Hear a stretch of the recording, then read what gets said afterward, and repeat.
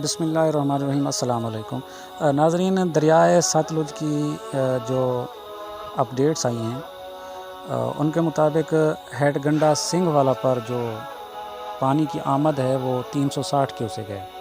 یہ کل 19 جولائی کی اپڈیٹس ہیں۔ 360 کیوسک آمد ہے اور اتنا ہی اخراج ہو رہا ہے ہیڈ گنڈا سنگھ والا سے۔ 20,200 کیوسک اس وقت ہیڈ سلیمان کی پر پانی کی آمد ہے اور 14,191 اخراج ہو رہا ہے، جبکہ کل ہیڈ سلیمان کے پر 21,053 کیوسک آمد تھی اور 16,055 کیوسک جو تھا وہ اخراج ہو رہا تھا۔ اب ظاہر ہے وہ پانی کا لیول کم ہو گیا ہے پہلے سے۔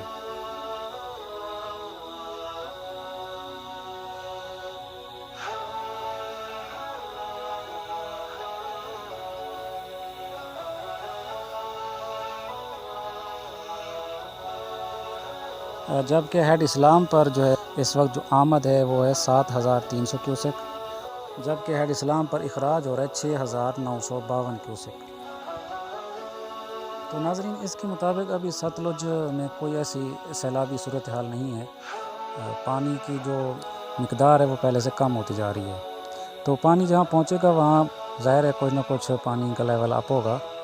تو سلیمان کی پر اسلام پر پانی کا اخراج جو ہے وہ مسلسل کم ہوتا جا رہا ہے۔ فی الحال نہیں ہے، دیکھتے ہیں اگست کے اندر ایک طاقتور سپیل آ رہا ہے جو اس خطے کو بنگلہ دیش، بھارت اور پاکستان کو اپنی لپیٹ میں لے سکتا ہے۔